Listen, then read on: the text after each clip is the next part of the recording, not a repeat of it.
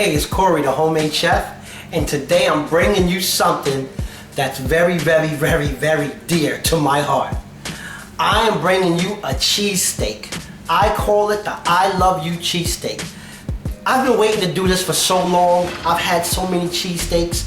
I've had it with the provolone. I've had it with the American. I had it with so many different ways. Now, I want to show you my way, how I do the I Love You cheesesteak by Corey, the homemade chef. Let me show you what I got to make this awesome cheesesteak sandwich happen. Okay, we got some hoagie bread. Took me a long time to find the right tasting bread, but I was very particular about these rolls in this size. We got ketchup, we got mayonnaise, we got Velveeta cheese, we got garlic powder, we got pepper, we got paprika, we got sea salt, we got a little sugar, we have some olive oil, and of course, how could you not do it without the ribeye? We got that ribeye steak to make it good. And over here, we got our mushrooms, our green peppers, our red peppers, and our red onions. And you know what?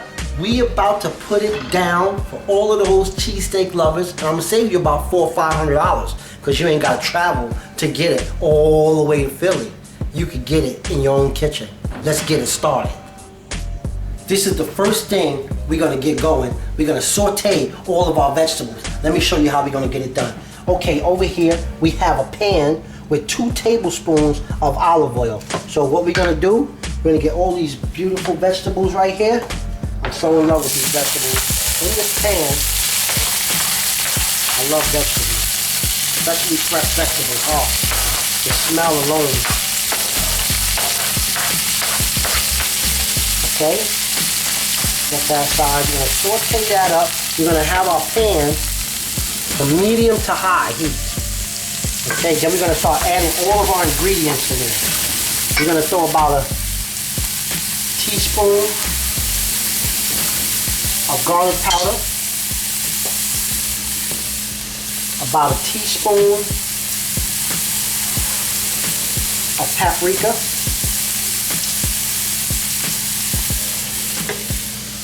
about a teaspoon of salt.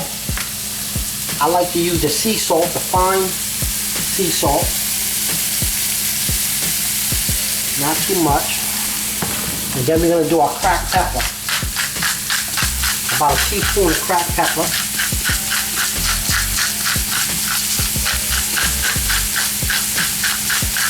Oh yeah, this is gonna come out beautiful. And a couple of dashes of sugar.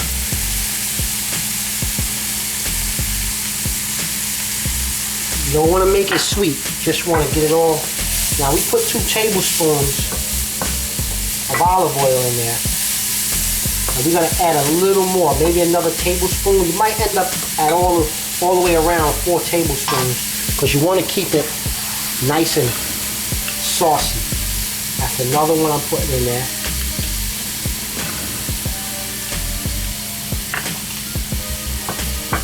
Remember, keep that heat medium to high, and you want to let these cook. So this has been cooking for about 8 minutes exactly. This is done. This is gonna make about 2 sandwiches. We done with this. Now we're gonna go to the big part of this. Shut this off. Take that off the flame. Now let's get to the meat. Okay, this is the important part of the cheesesteak, the ribeye. I'm gonna show you how to cut this ribeye. If you don't get it cut by your butcher, which you could have them slice it thin for you, if you notice, it's a little bit frozen. And I'm gonna cut it real thin, really thin, as thin as I can cut it. We're gonna keep everything. You need the fat, you need it all. See that? How thin I'm cutting it?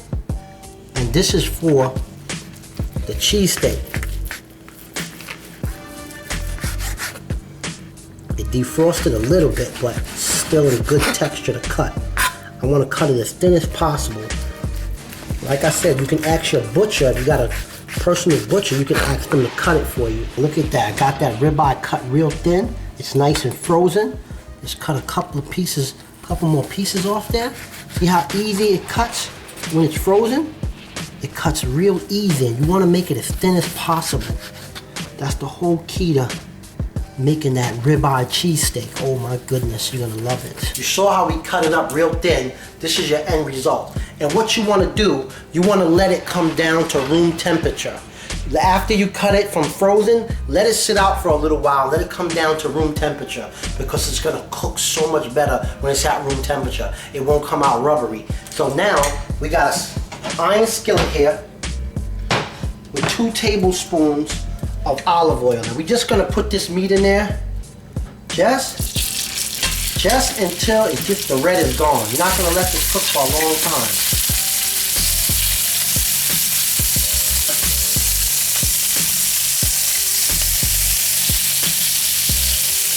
That sizzle is amazing. You hear that sizzle? I love that sound. Now we got the heat on medium to low, so you don't want this to cook too fast. You're just gonna put all of that in there. Just separate that out. This is only gonna take a couple of minutes to cook. You're gonna see once the red is gone. Okay, this meat is done. And we didn't season the meat because it's cut so thin. We don't want to put salt in it because it's going to dry out the meat. So now we're just going to take this meat and we're going to put it all in with the vegetables.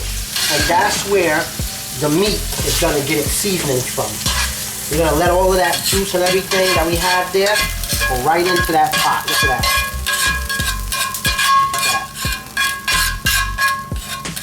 Okay, now we're going to slide this back over to the heat a little bit and we're going to mix this up. And this is how we're gonna let this sit right here all together for about 10 minutes after we remove this from the heat. Now I'm just letting it heat up a little bit so all the meat can get some flavor now.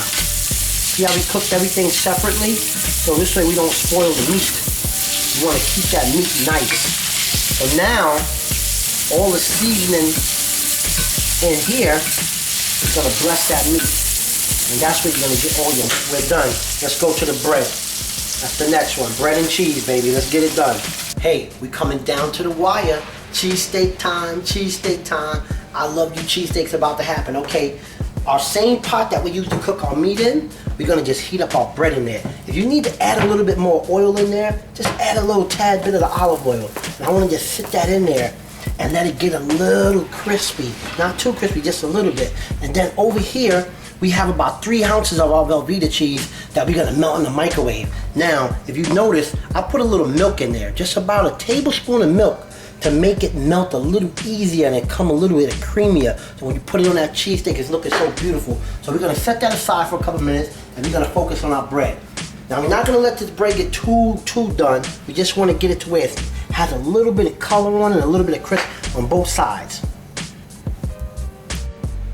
Let's get this sandwich together, okay? This is how our bread should look. Just a little bit brown. Now, I told you, I'm gonna do this my way. Ketchup that down, just not too much ketchup. If you don't want to taste the ketchup sandwich. Oh, a little bit of mayonnaise on the bottom.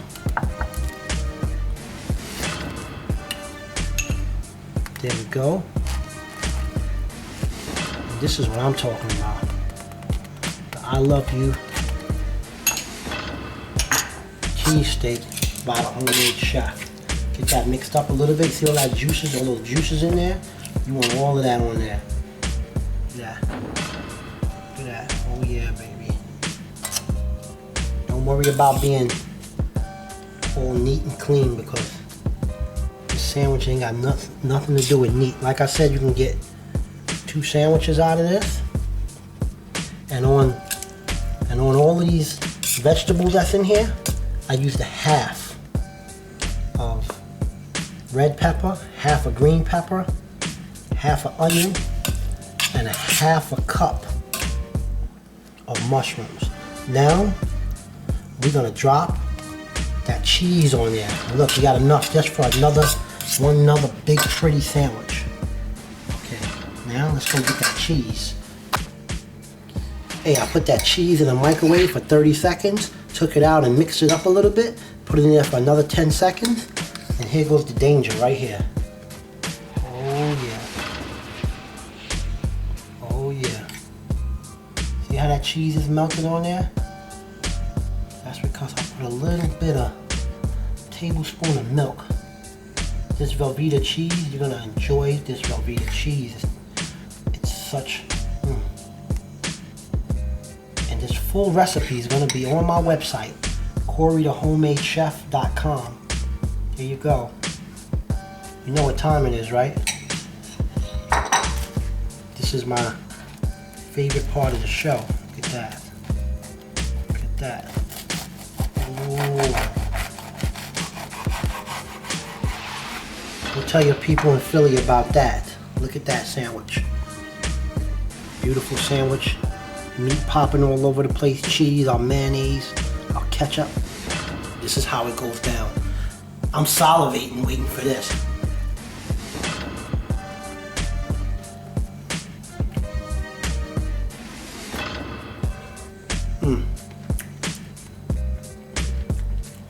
This is heaven.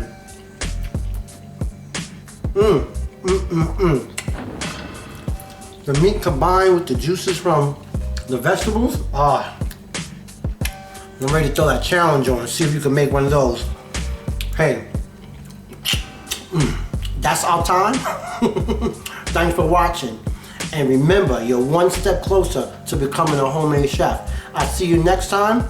Enjoy this sandwich. This recipe will be on my website at CoreyTheHomemadeChef.com. Thanks a lot. Enjoy. I know you're going to love it. Share with your friends.